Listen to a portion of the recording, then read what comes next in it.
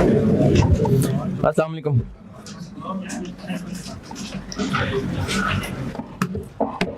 अस्सलाम वालेकुम। दुरूद शरीफ पढ़ना।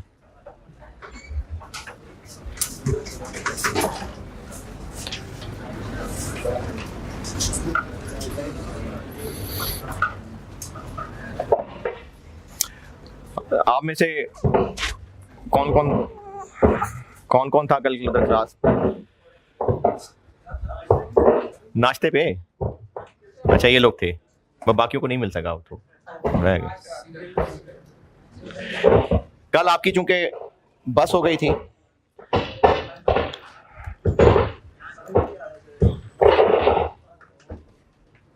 उस वक्त इमरान आया भी था, तो मैंने उसको यही कहा था कोई मसला है तो है। सामा पॉज करना है। आवाज गई, वो आ रहा है, मैंने कॉल किया, आप दिखाएं जरा इसको। आप नहीं ये में रखता ना, हाथ में तो कैसे रखूंगा?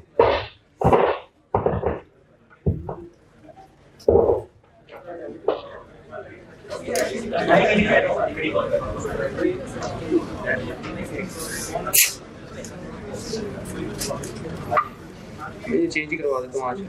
खोल लेता हूँ, चलें आ जाएगी आवाज।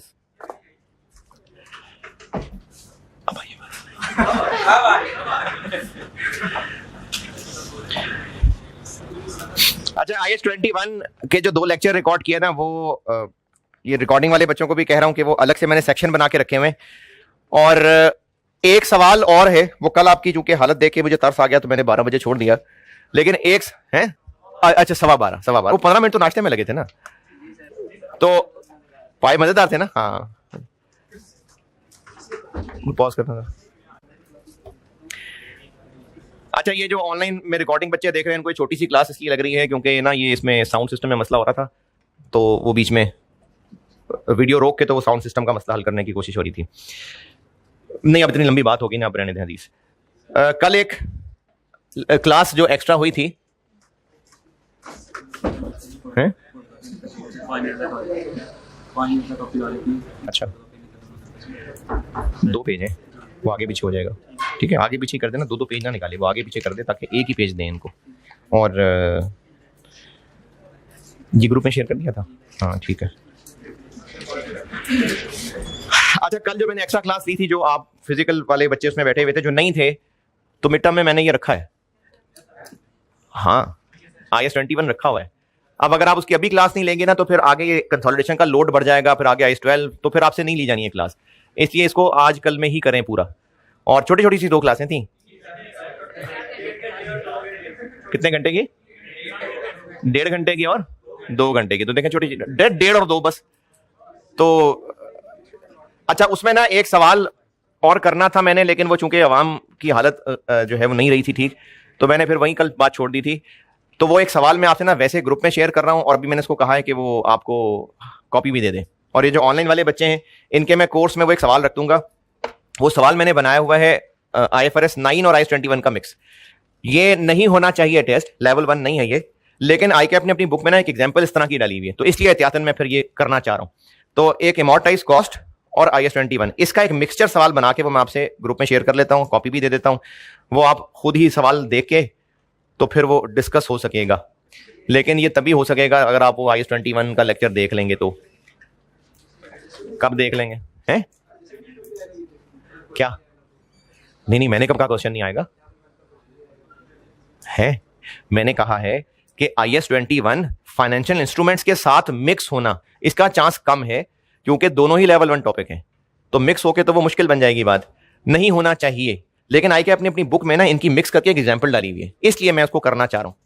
तो वो मैंने एक सवाल बनाया है, वो मैं आपके ये जो ऑनलाइन रिकॉर्डिंग वाले बच्चे हैं इनके वही IS-21 के सेक्शन में रख दूंगा। आप लोगों से ग्रुप में भी शेयर करवा लिया है वो कागज, और अभी कुछ देर तक कॉपी भी मिल जाएगी।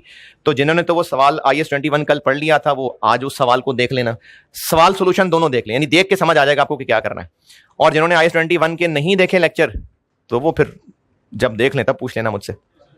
बाकी जिन्होंने IS-21 का कल लेक्चर ले लिया था, वो इस सवाल को देख आइएगा कल, ताकि कल उस पर मैं जो सलाम दुआ करनी है वो कर सकूं। कंसोलिडेशन में मैंने 4, हाँ चूंकि 2 दिन हो गए, भूल भाल गए होंगे, 1 दिन हो गया इनफैक्ट, और बीच में IS-21 का तड़का भी आ गया, तो रिपीट कर देता हूं। कंसोलिडेशन में अभी तक हमने यह किया है कि पी और एस लाइन बाय लाइन हो गई एडिशन, और उसमें पेरेंट की जो एस में इन्वेस्टमेंट है वो नहीं ग्रुप बैलेंस शीट में आ रही, और जो एस का कैपिटल है वो भी उड़ा दिया, और जो एस के प्री एक्विजिशन रिजर्व्स हैं वो भी गायब कर दिए।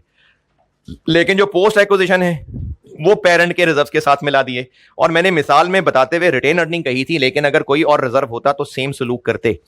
फिर इसी तरह से जो कैपिटल के साथ सलूक कर रहे हैं, हो सकता है सवाल में शेयर प्रीमियम भी हो, तो कैपिटल और प्रीमियम इकट्ठे ही होते हैं, वो एक ही ट्रांजैक्शन के दो टुकड़े किए होते हैं, वरना चीज तो वो एक ही होती है। इसलिए जो सलूक कैपिटल के साथ हो रहा है वही प्रीमियम के साथ हो रहा है। तो अब आप एक काम ये कर दें कि जिनके पास 26th एडिशन है वो आ जाएं पेज है किस पे,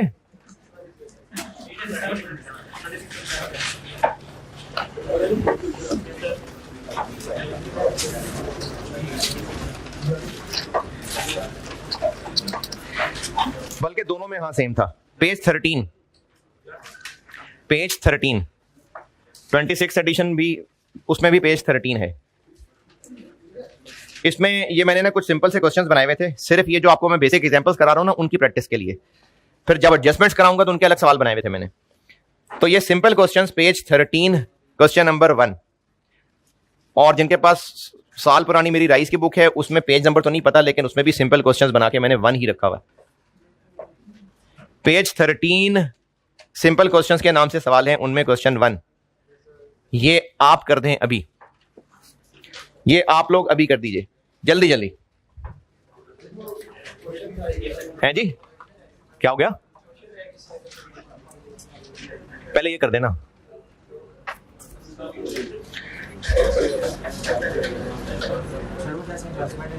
इन्वेस्टमेंट वाला तो आपने बताया कि रिजर्व वाला नहीं डालते, मैंने कब कहा? ये भी है रिजर्व और रिटेन अर्निंग वाला जो है अभी शेयर प्रीमियम की बात कर रहे हैं।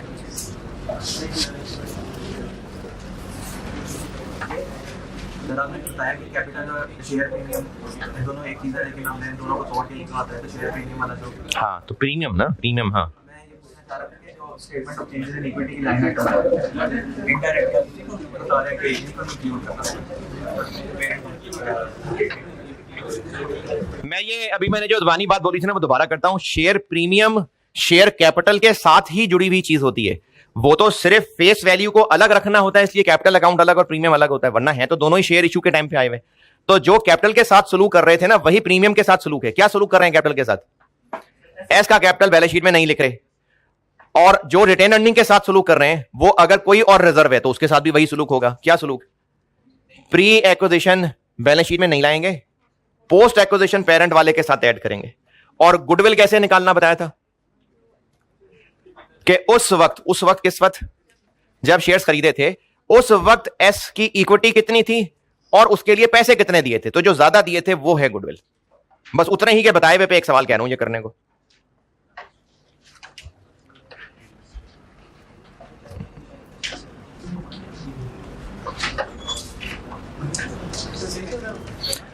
जी चल तो रहा है, लेकिन यहां पर ज्यादा लाउड हो गया था, मैंने आवाज कम कर ली।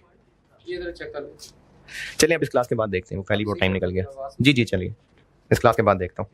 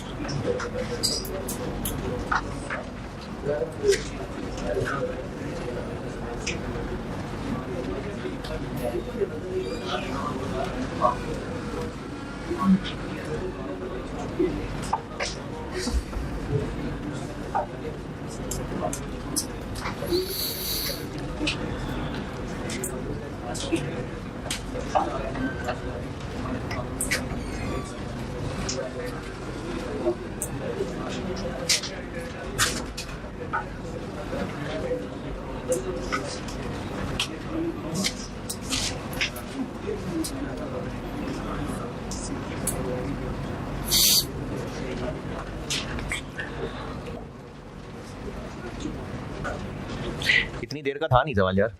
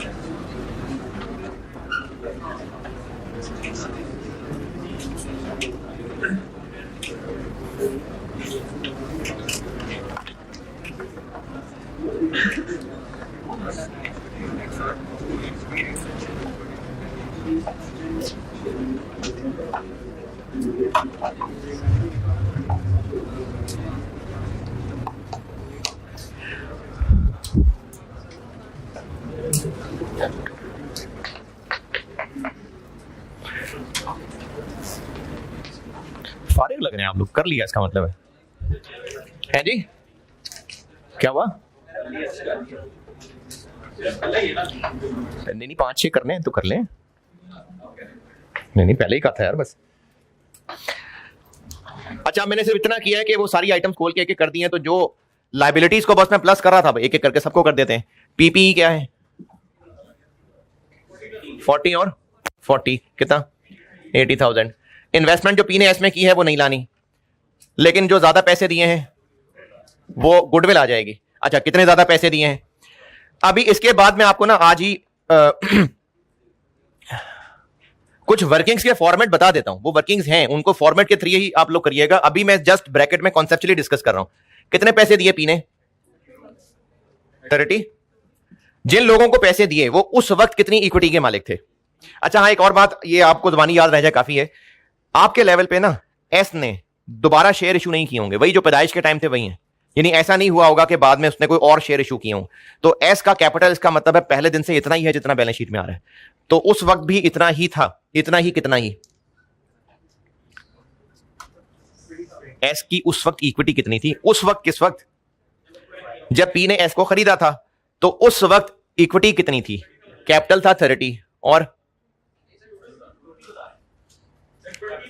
कैपिटल कितना था? प्रीमियम कितना था? 5। अदर रिजर्व उस वक्त कितने थे? रिटेन अर्निंग उस वक्त कितनी थी? तो इतनी इक्विटी के मालिक थे वो लोग जिन्होंने अपने सारे शेयर्स 32,000 के बेच दिए। तो कितना एक्स्ट्रा पे किया? 2,000।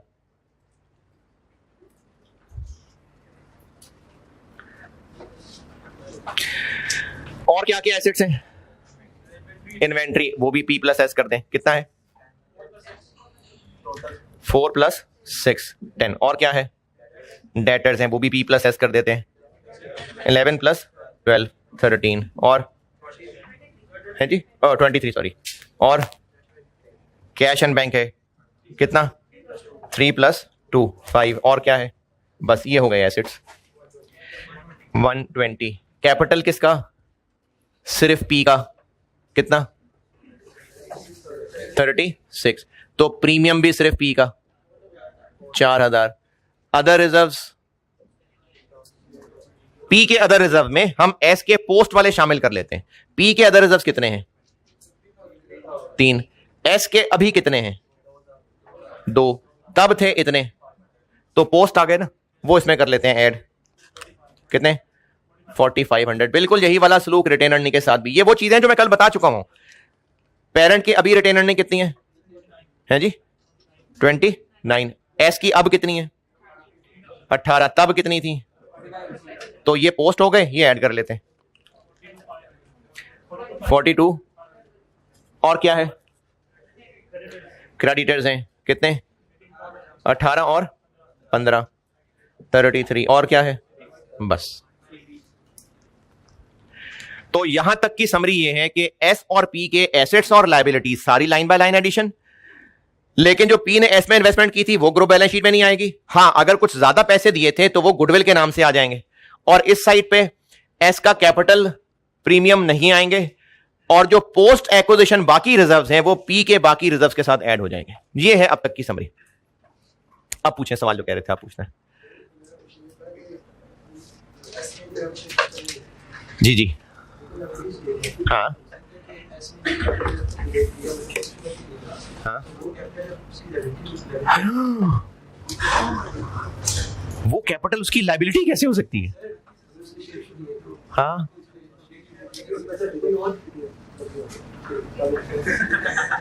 जी हाँ जी हाँ जी। तो फिर डेटा बताया होता। इसमें पूछे कोई सवाल? चलें जी आगे चलते हैं। एग्जाम्पल 5।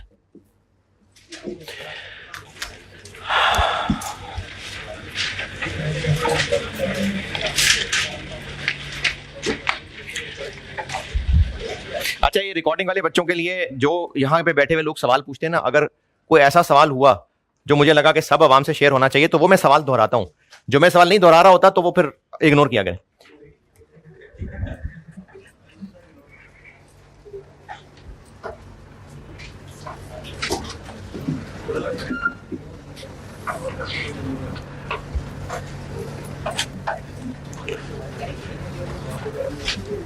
अच्छा, मैं ये नहीं कह रहा कि वो बेकार सवाल होता है।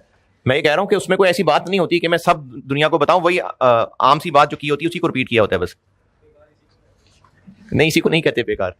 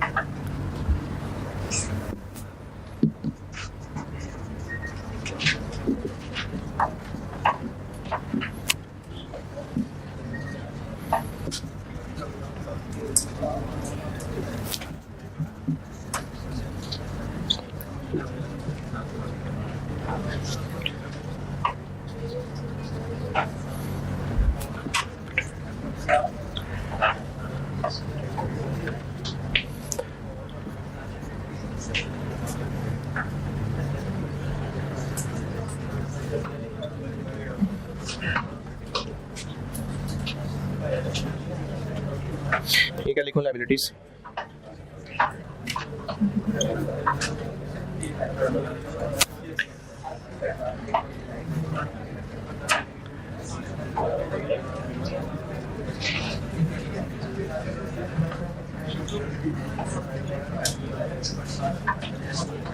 इधर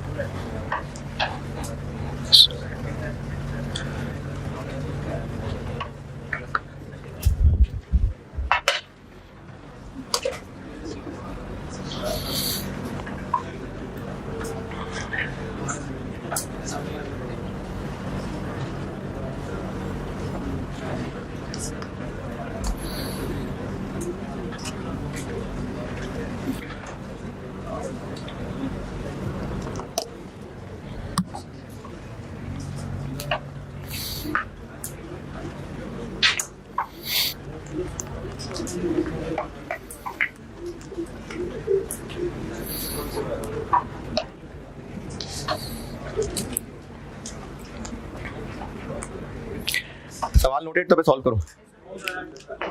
क्या नो सर? अच्छा, नोटेड नो सर।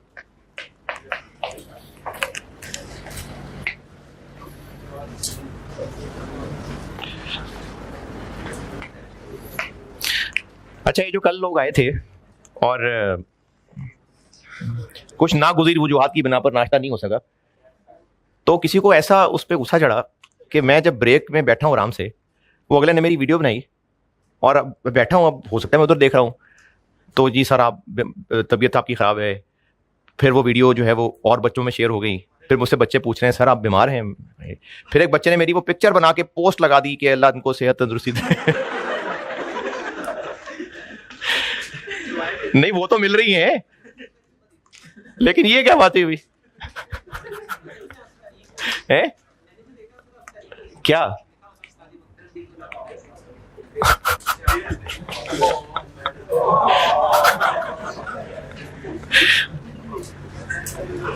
तो जल्दी ना भाई है।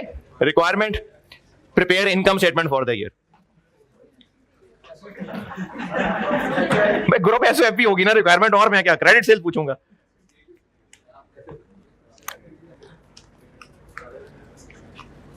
अच्छा, इसमें सेम पहले वाली बात कि ग्रुप में क्या होगा कि सारी चीजें लाइन बाय लाइन ऐड हो गई और इन्वेस्टमेंट इन एस नहीं आ रही होगी। अच्छा, ये ऐसा नहीं है कि बार बार लिख के काट रहे हो। अभी मैं चूंकि शुरू में बात कर रहा हूं तो मैं बार बार रिपीट करने के लिए ऐसा कर रहा हूं, वरना ये नहीं है कि आप सोल्यूशन में साइन को लिखें और काटें। बाकी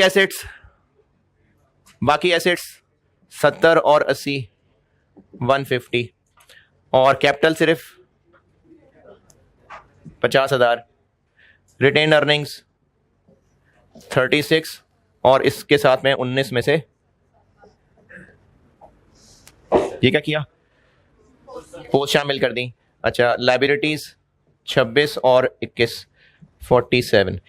यहां तक कल जो पहले तक बता चुका वो किया है कि पेरेंट की एस में इन्वेस्टमेंट वो बैलेंस शीट में नहीं आएगी। पी और एस के सारे assets liabilities line by line add हो जाएंगे। कैपिटल एस का नहीं आएगा, प्री एक्विजिशन रिजर्व्स एस के नहीं आएंगे। हाँ, पोस्ट जो है वो पेरेंट के साथ मिल जाएंगे। और जो पेरेंट ने ज्यादा पैसे दिए हैं वो गुडविल के तौर पे एसेट आ जाएगा। क्यों आ जाएगा एसेट है? क्योंकि अच्छे नाम के उन पुराने लोगों को पैसे दिए हैं तो मिलेंगे ना फ्यूचर बेनिफिट्स, तो इसलिए वो एसेट बैलेंस शीट में आ जाएगा, ग्रुप बैलेंस शीट के अंदर। इस सवाल में कितनी है गुडविल? गुडविल देखें कितनी है?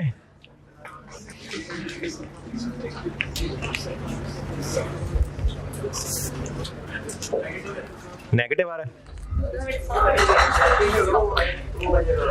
नेगेटिव आ गया ना। नेगेटिव क्यों आ गया? क्योंकि उस वक्त ये लोग कितनी इक्विटी के मालिक थे? 40 और 47 के। तो 47,000 इक्विटी के मालिक थे, जबकि पेरेंट ने उनसे ये शेयर खरीद लिए 42 में, यानी थोड़े पैसे दिए। तो अब अगर पैसे थोड़े दिए 42 और 47 का डिफरेंस, ये जो 5,000 है ना, ये थोड़े क्यों दिए? अच्छा, ज्यादा क्यों देते? अच्छा नाम होता तो उस अच्छे नाम को कह देते गुडविल, अब थोड़े दिए हैं तो बुरा नाम होगा, उसको कह देते हैं बैडविल। लेकिन बैडविल नहीं कहते, इसके लिए एक नाम इस्तेमाल हो सकता है, नेगेटिव गुडविल। और वैसे जो ऑफिशियली इसका नाम है वो है बार्गेन परचेज, बीपीओ नहीं, जस्ट बार्गेन परचेज। ये इस बार्गेन परचेज पे गेन हुआ है, लेकिन खैर आप ये यूज कर लें, ठीक है, नेगेटिव गुडविल कह लें, आप एग्जाम में भी नेगेटिव गुडविल कह लें। तो ये जो नेगेटिव गुडविल है ये शो कर रही है कि इसको सस्ते में खरीदा है। अच्छा, सस्ते में क्यों खरीदा है? क्योंकि नाम अच्छा नहीं था। तो अगर इतना ही बकवास बिजनेस था तो खरीद ही क्यों रहे हैं? तरस खा रहे हैं।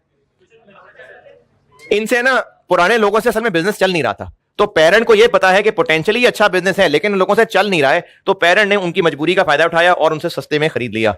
तो अगर ज्यादा पैसे देते तो वो ग्रुप के लिए गुडविल होती, थोड़े पैसे दे रहे हैं तो इसको पेरेंट के लिए एक फायदा समझा जाएगा, पेरेंट के लिए एक इनकम समझी जाएगी। तो अगर ज्यादा पैसे दिए तो गुडविल नाम से एसेट आ जाएगा, और अगर थोड़े पैसे दिए तो ये पेरेंट के लिए बन जाएगी एक इनकम। तो अब तक का कंक्लूजन ये क्या बना? 53। तो अब तक की 6 मिसालों का कंक्लूजन कि इन्वेस्टमेंट जो पी ने एस में की है वो बैलेंस शीट में नहीं आनी, ज्यादा पैसे दिए हैं गुडविल के तौर पे एसेट आ जाएगा, कम पैसे दिए हैं तो पेरेंट की इनकम बना के उसकी रिटेन अर्निंग में ऐड कर देंगे। एस का कैपिटल नहीं आएगा, प्रीमियम नहीं आएगा, प्री एक्विजिशन रिजर्व नहीं आएंगे, लेकिन पोस्ट एक्विजिशन रिजर्व पेरेंट के रेलेवेंट रिजर्व के साथ ऐड हो जाएंगे। ये किया है अब तक। एग्जाम्पल 6 ये नोटेड था ना? चलें ये सोल्यूशन नोट करें, उतने में मैं एग्जाम्पल 6 लिखता हूं। जी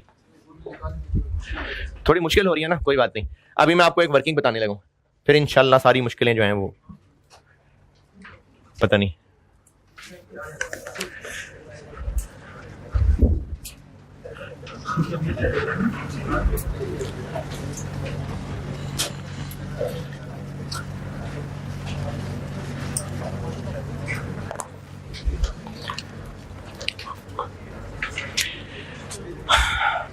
पेरेंट और सब्सिडरी इनका रिलेशन है तो ही कंसोलिडेशन हो रही है जी। 6 ये 6 है अब? अच्छा 6 है अभी। ये पेज अभी एक बांटा था, मिल गया सबको? है किधर गया वो?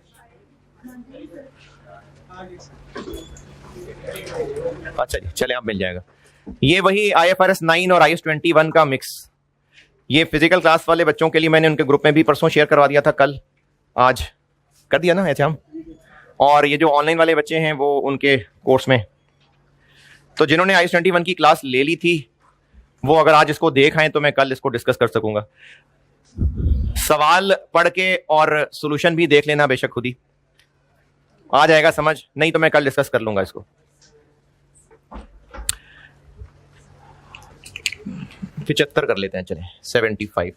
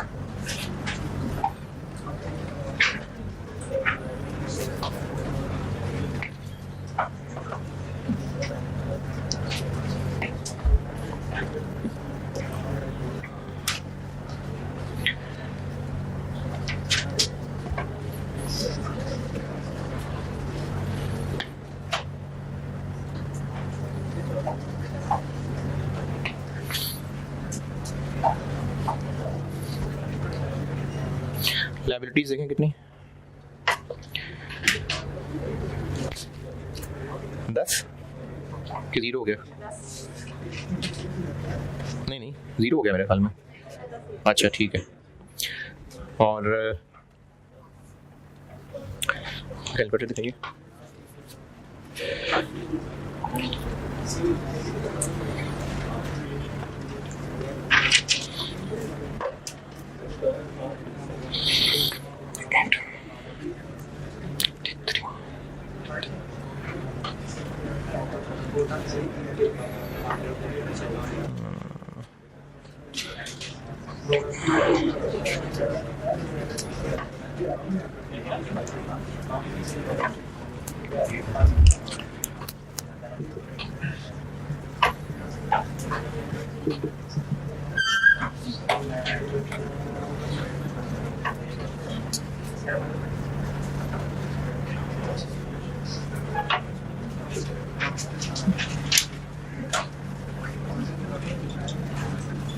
इधर देखें कितनी, 48 और 46, 94 और 114 और 17।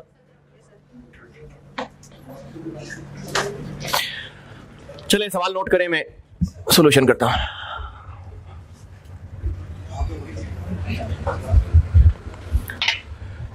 रिक्वायर्ड वही ग्रुप एसओएफपी। अच्छा, अब इस सवाल में ना मैं आपको जो पहले ज़बानी काम कर रहा था, अब मैं आपको ना 4 वर्किंग सिखाने लगा हूं।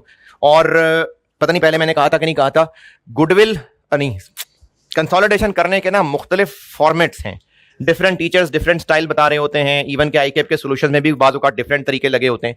तो बस एक तरीका मैं आपको सिखा रहा हूं, वो कर लें फॉलो, एंड रिजल्ट सबका सही होता है। यानी डिफरेंट फॉर्मेट, डिफरेंट स्टाइल की वर्किंग्स हैं मुख्तलिफ किताबों में, मुख्तलिफ टीचर्स की। तो आपको जो वर्किंग बता रहा हूं वो फॉलो कर लेना। अभी शुरू में आपको लगेगा कि वो वर्किंग्स जो हैं वो तो एमी टाइम ज़ाया कर रहे हैं, ये तो काम हम ब्रैकेट में आसानी से कर रहे थे, लेकिन इन वर्किंग्स ने आगे बढ़ना है। तो जब रश मच जाएगा ना, फिर आपको ये फॉर्मेट्स ही ज़्यादा फायदे देंगे। तो वो आप अगर शुरू से फॉर्मेट्स फॉलो कर लेंगे तो अच्छा है, प्रैक्टिस हो जाएगी। तो मैं आपको अभी इस सवाल से 4 वर्किंग्स बता रहा हूं और इनकी लाइनें बढ़ती जाएंगी जैसे जैसे हम आगे चलेंगे। सवाल नोटेड, तो मैं चलूँ आगे। कर लें, नोट कर लें जल्दी। हैं जी, आईएएस के अंदर तो ये एडजस्टमेंट्स भी नहीं है। मैंने अर्ज ये किया था कि आईएएस में ना सिर्फ मोटे मोटे 4-5 बुनियादी कॉन्सेप्ट्स लिखे हुए हैं, उन्हीं के ऊपर फिर एडजस्टमेंट्स क्रिएट किए हैं बुजुर्गों ने। तो ये तो जो एडजस्टमेंट्स बता रहा हूं ये भी नहीं आईएएस में लिखी हुई, तो फॉर्मेट कहां से लिखा होगा? चले ठीक है, बना लिया। 4 वर्किंग्स बना के दे रहा हूं। एक हम लोग बनाया करेंगे गुडविल की वर्किंग। गुडविल क्या होती है? पेरेंट ने जो शेयर्स खरीदे वो कितने ज्यादा पैसों के खरीदे, तो कितने के खरीदे? इन्वेस्टमेंट की जगह कभी कंसिडरेशन का वर्ड भी यूज हो सकता है कि पेरेंट ने कितनी कंसिडरेशन दी, तो कितने के खरीदे पेरेंट ने? 51,000। अच्छा, इसको कंपेयर करना होता है कि उस वक्त इक्विटी थी कितने की, तो इक्विटी को कहते हैं नेट एसेट्स। ये बचपन में शायद कहीं पढ़ा हुआ आपने, नेट एसेट्स इक्विटी को कहते हैं। तो एक्विजिशन के टाइम पे नेट एसेट्स कितने थे? उस वक्त एस का कैपिटल कितना था? 36। प्रीमियम कितना था? 4। उस वक्त अदर रिजर्व्स कितने थे? 6,000। 6,000 के 13,000? उस वक्त 6,000 थे, 13 तो अब आज कई साल गुजरने के बाद है ना, उस वक्त 6 थे। उस वक्त रिटेन अर्निंग्स कितनी थी? 14,000। कितना बना? 60। तो पेरेंट ने तो थोड़े पैसे दिए ना, ये कितना बना? 60। देखें, ये जो 60 निकला है ना, ये है उस वक्त एस की पूरी इक्विटी। तो सब लोगों ने थोड़ी अपने शेयर्स बेचे, 75% लोगों ने अपने शेयर्स बेचे हैं। तो इसको कंपेयर तो नहीं करना बनता ना 60 से, कंपेयर भी करना है तो किससे करेंगे? 60,000 के 75% से 45। 6,000 ये गुडविल है, ये गुडविल है। पेरेंट ने सारे शेयर्स खरीदे हैं 75%, तो ये 60,000 क्या है? ये उस वक्त एस की पूरी इक्विटी है। इससे पहले की मिसालों में ना मैं सब में 100% रख रहा था, अब मैंने 75% रखे हैं। तो लाजमी नहीं है 100% है, नहीं, 50 से ज्यादा होने चाहिए, मेजॉरिटी होनी चाहिए। तो वो 75 पे भी हो रही है, तो 75% शेयर्स के खरीदते ले उसने इतने पैसे दिए। अब हमें यह देखना है कि कितने ज्यादा हैं, तो इस 51,000 को 60,000 से नहीं कंपेयर कर सकते, क्योंकि ये पूरी इक्विटी इतने की थी, जबकि पेरेंट ने 75% खरीदे, तो उसका 75% लेंगे तो पता चलेगा कि पेरेंट ने क्या खरीदा है और कितने में खरीदा। फिर एक वर्किंग अदर रिजर्व्स, और अभी फिलहाल अदर रिजर्व्स और रिटेन अर्निंग की आपको सेम पैटर्न की चीज लगेगी, बाद में फिर रिटेन अर्निंग्स चेंज होती जाएंगी आस्ता आस्ता। अच्छा, ये अदर रिजर्व्स भी और रिटेन अर्निंग्स भी, दोनों में ना मैं इस स्टाइल से वर्किंग बनाऊंगा कि एक में एस का कॉलम बना रहा हूंगा और एक में पी का कॉलम बना रहा हूंगा। पी के अभी इस वक्त अदर रिजर्व्स कितने हैं? अभी इस वक्त पी के अदर रिजर्व्स कितने हैं? 20,000 और हैं 20 है ना। इसमें हम एस के शामिल कर देते हैं। एस के अभी कितने हैं? 13,000, लेकिन सारे तो नहीं ऐड करने चाहिए, हमें तो पोस्ट ऐड करने चाहिए। तो पोस्ट कैसे निकालें? इसमें से हम प्री एक्विजिशन माइनस कर देते हैं, कितने? 6। अच्छा, शेयर होल्डर्स इक्विटी के मालिक होते हैं, हर बंदा सेम बराबर मालिक होता है, फिर कैसे फैसला होगा? शेयर होल्डिंग परसेंटेज कितनी है? तो पेरेंट एस की 100% शेयर होल्डर है, तो फिर जब 75% है ना, तो एस की इक्विटी वाली चीजों के भी 75% का मालिक है, तो हम ये अब पूरा 7 नहीं ऐड करेंगे, इसका 75 करेंगे। 5250।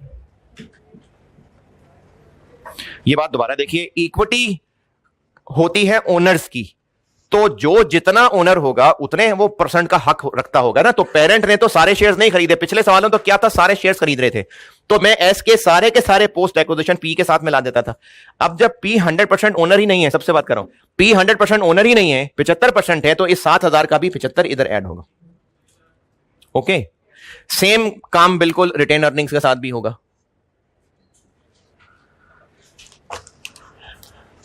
एक मैं एस का कॉलम बनाया करूंगा, एक पी का कॉलम बनाया करूंगा।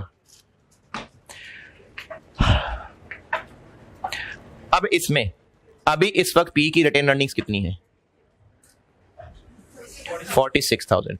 इसके साथ हम शामिल कर लेते हैं एस की रिटेन अर्निंग्स, जो कि अभी हैं 27, लेकिन सारी नहीं करनी, इसमें से पहले हम प्री माइनस कर देते हैं 14, बाकी रह गया 13, लेकिन इसका भी सब पे हक नहीं है, पी का 75% पे है। 9750 55750।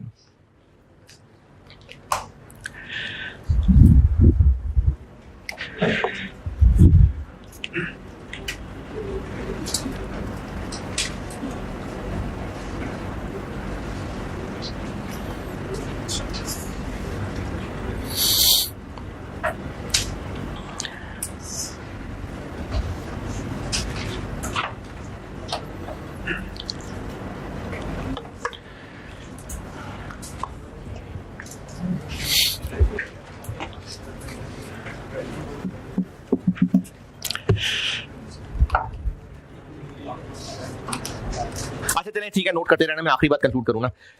ये समझ आई रीजन? चलें, आखिरी चीज, ग्रुप एसओएफपी बनाते हुए, ग्रुप एसओएफपी इन्वेस्टमेंट इन एस तो नहीं आएगी, और बाकी एसेट्स, अदर एसेट्स हम ले लेते हैं, और गुडविल वर्किंग 1 में निकाल ली 6,000। अदर एसेट्स, इधर देखें, अदर एसेट्स 80 + 90 कर लूं या 90 का 75%? कंसोलिडेट कर रहे हैं ना, तो 80 + 90 या 90 का 75%? पूरा 90 नहीं। अच्छा, जिनको लगता है 90 का 75%, क्यों है? बैलेंस करने के लिए, तो ऑब्जेक्ट ओरिएंटेड बात होगी ना, कॉन्सेप्चुअल बताएं, क्यों 75%? क्यों? हाँ, तो 75%। पी इक्विटी का ओनर बना है कि एसेट्स का? इक्विटी का ओनर बना है, एसेट्स का ओनर नहीं है। एसेट्स का ओनर तो कंपनी एस खुद है, तो फिर हम एस के एसेट्स को कंसोलिडेट क्यों कर रहे हैं? क्योंकि पी का इस पे पूरा कंट्रोल चल रहा है, और कंट्रोल होगा या नहीं होगा। आधा पौना कंट्रोल नहीं होता। ये जो परसेंटेज है ना, ये सिर्फ शेयर होल्डिंग है इक्विटी के लिए। एसेट्स तो पूरी इसकी मर्जी के तहत हैं, तभी तो कंसोलिडेट कर रहे हैं। तो एसेट्स पूरे पूरे कंसोलिडेट होंगे, क्योंकि एसेट्स के कंसोलिडेट करने का रीजन ओनर होना है या कंट्रोल होना है। तो कंट्रोल तो है, तो एसेट्स पूरे पूरे कंसोलिडेट होंगे। 170, 176 और कैपिटल पेरेंट का 40, प्रीमियम पेरेंट का 8, अदर रिजर्व्स वर्किंग कर ली, क्या है बताएं। Other reserves 25250, retained earnings working कर ली, क्या है 55। अच्छा एक लाइन छोड़ी है मैंने भी, एक लाइन छोड़ी है। एसेट्स पूरे ऐड कर रहा हूं तो लायबिलिटीज भी फिर पूरी ही ऐड होगी। कितना है? अच्छा 10 जी 27। ये टोटल देखें हो रहा है टैली? क्यों नहीं हो रहा? न्यूमेरिकली रीजन क्या है, क्यों नहीं टैली हो रहा? गलत हुआ होगा। Very good answer. हाँ जी, क्यों नहीं टैली हो रहा? क्योंकि ये जो इक्विटी वाली चीजें साथ मिलाई हैं, वो मिलाई हैं 75%, जबकि एसेट्स और लायबिलिटीज 100 मिला ली हैं, तो इसने आउट तो होना ही था। अब इसका हल ये है कि एसेट्स और लायबिलिटीज को पूरा क्यों मिला, नहीं एसेट्स को पूरा क्यों शामिल किया? क्योंकि कंट्रोल है, और चूंकि एसेट्स को पूरा शामिल किया तो लायबिलिटीज को भी पूरा ही शामिल करना है। शेयर होल्डर्स की चीज होती है इक्विटी, ये इक्विटी है। क्या अभी सिर्फ इस पूरे एस का पी ही शेयर होल्डर है? नहीं, वो लोग भी हैं जिन्होंने अपने शेयर्स इनको नहीं बेचे थे, वो अभी भी ओनर हैं। जब वो आज भी ओनर हैं और एस के पूरे एसेट्स और पूरी लायबिलिटीज यहां लिख रहे हैं, तो उनको भी यहां इक्विटी में जगह देनी पड़ेगी, उनको भी इक्विटी के अंदर जगह देनी पड़ेगी। लेकिन वो लोग कंट्रोल नहीं कर रहे, उनसे कंट्रोल हो नहीं रहा है, कंट्रोल नहीं हो रहा, उनके पास मर्जी चलाने के लिए परसेंटेज नहीं है। तो उन लोगों को कहते हैं ये वो कौम है जो कंट्रोल नहीं कर सकते। इसकी अंग्रेजी आईएएस ने बनाई है नॉन कंट्रोलिंग इंटरेस्ट, और इसको प्यार से आप एनसीआई कह सकते हैं, और इस प्यार का इजारा पेपर में भी कर सकते हैं, पेपर में भी एनसीआई लिख सकते हैं। नॉन कंट्रोलिंग इंटरेस्ट, एनसीआई बिल्कुल चल जाएगा। अच्छा अब अभी मैं आपको ना ये सिर्फ कॉन्सेप्चुअली बता कर रहा हूं ताकि मैं इसको पूरा कर दूं। इसकी प्रॉपर वर्किंग और उसका आगे एक और तरीका, वो कल बात करूंगा इस पे। सिर्फ कॉन्सेप्चुअली बता रहा हूं, अभी मैंने इसकी वर्किंग बना के देनी है कल, लेकिन अभी सिर्फ कॉन्सेप्चुअल बता रहा हूं। ये वो लोग हैं जो आज भी एस की इक्विटी के 25% के मालिक हैं। आज एस की इक्विटी है कितनी? आज बैलेंस शीट आज बना रहे हैं ना, ये कब की फिगर्स हैं? ये आज की है ना, ईयर एंड की। तो अब इस वक्त एस की इक्विटी कितनी है? नहीं 60 नहीं है, 80,000 है। उसमें से ये कितने के मालिक हैं? 25%। कितना बना? 20 यहां लिखेंगे तो बैलेंस शीट टैली होगी।